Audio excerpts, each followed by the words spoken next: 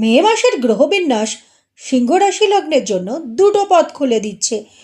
একটা পথে আছে আপনার দীর্ঘদিনের আকাঙ্ক্ষার পূর্ণতা, যেটার জন্য আপনি অনেক কষ্ট করেছেন, অনেক অপেক্ষা করেছেন। আবার অপরদিকে আপনার সেই নিকটতম ব্যক্তিদের আচরণ এ মাসে কিন্তু সব থেকে বড় ক্ষতর কারণ হতে পারে। প্রাপ্তি এবং প্রতারণা দুটোই কিন্তু নিশ্চিত এই মাসে। আগে কোনটা আসবে আর কখন আসবে আপনি কি সামলাতে পারবেন? সবটা জানতে ভিডিওটা স্কিপ না করে দেখতে থাকুন। এই ভিডিওর শেষে বলবো এ মাসের লাকি ডেট, লাকি কালার এবং রেমেডি। নমস্কার দর্শক বন্ধুরা, আমি নন্দিনী, আপনাদের স্বাগতম আমার চ্যানেলে। আজ এই ভিডিওতে আমি বলবো সিংহ রাশিলগ্ন সাপেক্ষে মে মাসের রাশিফল, স্বাস্থ্য, অর্থ, প্রেম, কেরিয়ার। চলুন প্রথমেই শুরু করা যাক এ মাসের গ্রহবিন্যাস বা গ্রহদের অবস্থান দিয়ে। এই মাসে সিংহ রাশিলগ্ন সাপেক্ষে গ্রহবিন্যাস কিন্তু বেশ কিছুটা শক্তিশালী এবং ইউনিক। রাশিলগ্নের অধিপতি বুধ এবং রবি প্রথম 2 সপ্তাহ থাকছে নবমে অর্থাৎ মেষ রাশিতে, তারপরে তারা চলে যাবেন দশমে। এই অবস্থান কিন্তু আপনার ভাগ্য এবং কর্মক্ষেত্রে সরাসরি শুভ প্রভাব ফেলবে। দশমে থাকছে শুক্র এবং 15 তারিখের পর শুক্র গিয়ে অবস্থান করবে একাদশে অবস্থিত বৃহস্পতির সাথে। রাশি লগ্নে থাকছে কেতু, সপ্তমে রাহু, অষ্টমে শনি এবং মঙ্গল, এবং মঙ্গল 12 মের পর সিংহ রাশি লগ্ন সাপেক্ষে ভাগ্যস্থান বা মেষ রাশিতে গোচর করবেন। এই গ্রহবিন্যাস কিন্তু বলছে মে মাস যথেষ্ট পজিটিভ হতে চলেছে আপনাদের জন্য। প্রথমেই শুরু করি স্বাস্থ্য দিয়ে। এ মাসে শরীরের ব্যাপারে কিন্তু অবহেলা করা যাবে না। চোখের সমস্যা, হার্টের প্রবলেম, ছোটোখাটো চোট আঘাত, রক্তপাতজনিত সমস্যা, এগুলো এ মাসে বেশ ভোগাতে পারে। দীর্ঘমেয়াদী কোনো রোগ থাকলে তার দিকেও কিন্তু বিশেষ নজর দেওয়া প্রয়োজন। তবে সুখবর হলো ভাগ্যস্থান সহায় থাকায় চিকিৎসা এবং রিকভারির ক্ষেত্রে এ মাসে বেশ ভালো ফল পাবেন। আপনাদের কোনো প্রশ্ন থাকলে আপনারা আমাকে কমেন্ট করে জানাতে পারেন। আমি কিন্তু প্রত্যেককে উত্তর দেওয়ার চেষ্টা করব। এবারে আসি অর্থের কথায়। অর্থের দিক থেকে সিংহ রাশি লগ্নের জন্য কিন্তু এ মাস বেশ শুভ। আকস্মিকভাবে অর্থাগমেরও যোগ থাকছে। পুরনো সম্পত্তি বিক্রির সুযোগও আসতে পারে। উত্তরাধিকার বা ইনহেরিটেন্স থেকেও অর্থপ্রাপ্তির যোগ দেখা যায়।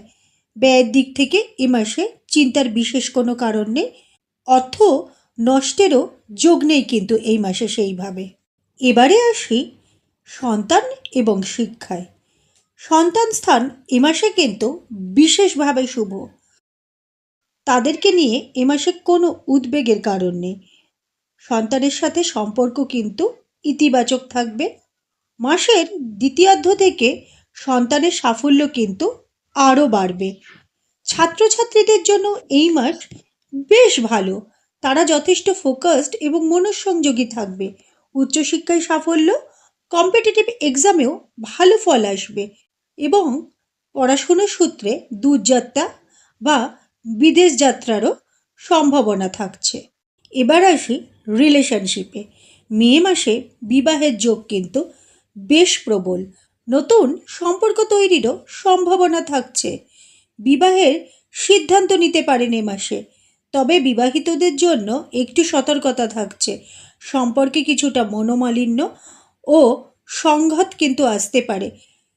অপরদিকে স্বামী বা স্ত্রীর স্বাস্থ্যের দিকেও কিন্তু এ মাসে নজর রাখা বিশেষভাবে প্রয়োজন।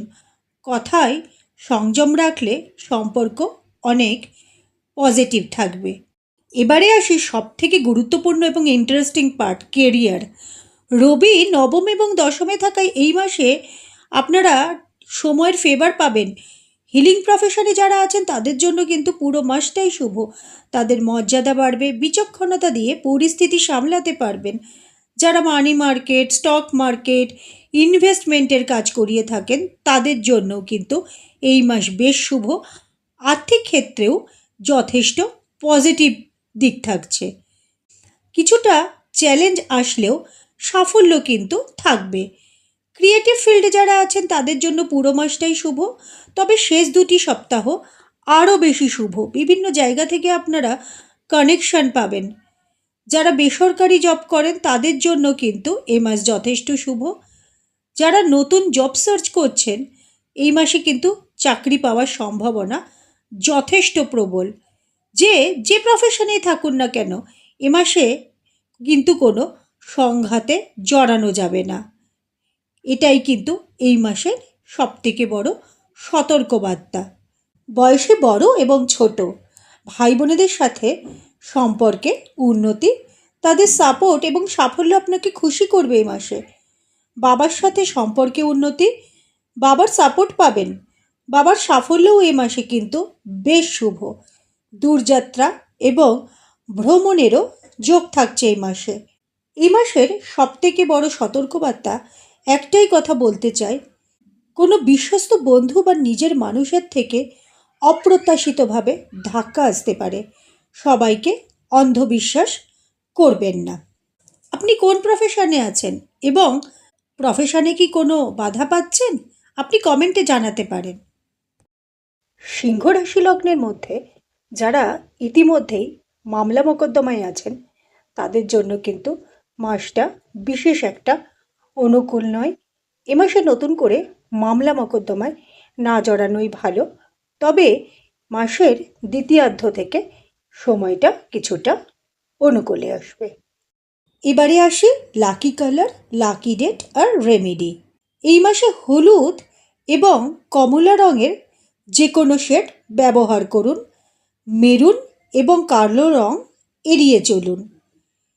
এ মাসের কিছু শুভ দিন 1, 3, 9, 15, 27 এবং 30 তারিখ। গুরুত্বপূর্ণ কাজ এই দিনগুলোতে শুরু করুন। এবারে আসি রেমেডির প্রসঙ্গে। সিংহ রাশি লগ্নের জন্য এ মাসের সেরা রেমেডি হলো প্রতিদিন স্নানের পর সূর্যের দিকে মুখ করে তামার পাত্রে সূর্যদেবকে জল অর্পণ করুন এবং মনে মনে যে কোনো সূর্য মন্ত্র বা ওং ঘৃণী সূর্যায় নমঃ এই মন্ত্র 108 বার জপ করতে পারেন। আর যদি পারেন প্রতি রবিবার গুড় বা কোনো তামার জিনিস কোনো নিডি পিপলকে দান করুন। দর্শক বন্ধুরা, গোচরের ভিত্তিতে সিংহ রাশি লগ্নের মে মাসটা কেমন যেতে পারে তার একটা আগাম পূর্বাভাস দেওয়ার চেষ্টা করলাম। কিন্তু একটা জিনিস মনে রাখতে হবে, এই আলোচনাটা ছিল সম্পূর্ণ গোচরের ওপর ভিত্তি করে। আপনার জীবনে এই সময়টা ঠিক কতটা প্রভাব ফেলবে সেটা নির্ভর করছে আপনার নিজস্ব হরোস্কোপ, আপনার দশা এবং অন্তর্দশার ওপর। যদি চান আরও নির্ভুলভাবে জানতে আপনার ব্যক্তিগত জন্মছক বিচার করাটা কিন্তু খুবই জরুরি। সিংহ রাশি লগ্নের মানুষরা এ মাসে শরীর কিন্তু একটু কষ্ট দিতে পারে আর কেউ বিশ্বাসঘাতকতা করতে পারে, কিন্তু মনে রাখবেন ভাগ্য কিন্তু আপনার পক্ষে। অর্থ আসছে, সাফল্য আসছে, শুধু একটু সংঘাত এড়িয়ে চলুন আর নিজের ওপর বিশ্বাস রাখুন, কারণ সিংহ কখনো পরিস্থিতির কাছে হার মানে না। দর্শক বন্ধুরা, এই ভিডিওটা যদি আপনাদের ভালো লেগে থাকে তাহলে একটা লাইক এবং শেয়ার করতে ভুলবেন না। আপনাদের একটা লাইক, কমেন্ট এবং শেয়ার আমাকে পরবর্তী ভিডিও বানাতে উৎসাহিত করে। আপনি যদি আমার চ্যানেলে নতুন হন বা এখনও আমার চ্যানেলটা সাবস্ক্রাইব করে না থাকেন তাহলে চ্যানেলটা সাবস্ক্রাইব করতে ভুলবেন না এবং বেল আইকনটা প্রেস করে রাখুন। দেখা হচ্ছে পরের ভিডিওতে। ততক্ষণ ভালো থাকুন, সুস্থ থাকুন। নমস্কার।